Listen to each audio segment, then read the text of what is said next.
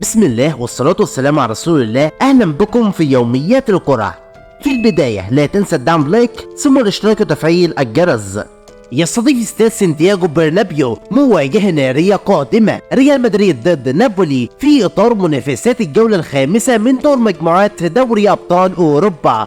ريال مدريد انطلق بشكل مميز في البطولة وضمن صعوده إلى دور 16 بعد تصدره المجموعة برصيد 12 نقطة من 4 مباريات، وسيسعى للفوز على نابولي لتأمين صدارة المجموعة، بينما سيحاول نابولي الفوز على الريال بأي طريقة حتى يضمن حصوله على مركز مؤهل لدور 16، ويحتل نابولي الوصافة برصيد 7 نقاط بفارق 4 نقاط على سبورتنج براغا.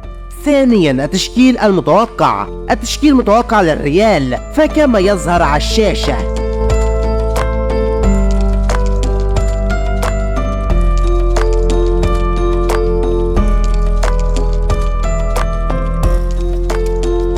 أما التشكيل المتوقع لنابولي على النحو التالي: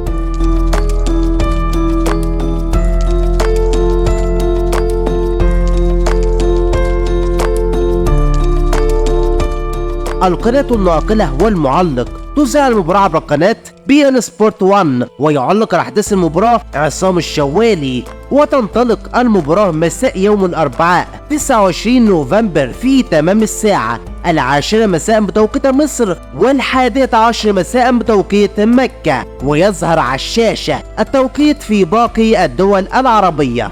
وفي النهاية لا تنسى الدعم لايك ثم الاشتراك وتفعيل الجرس.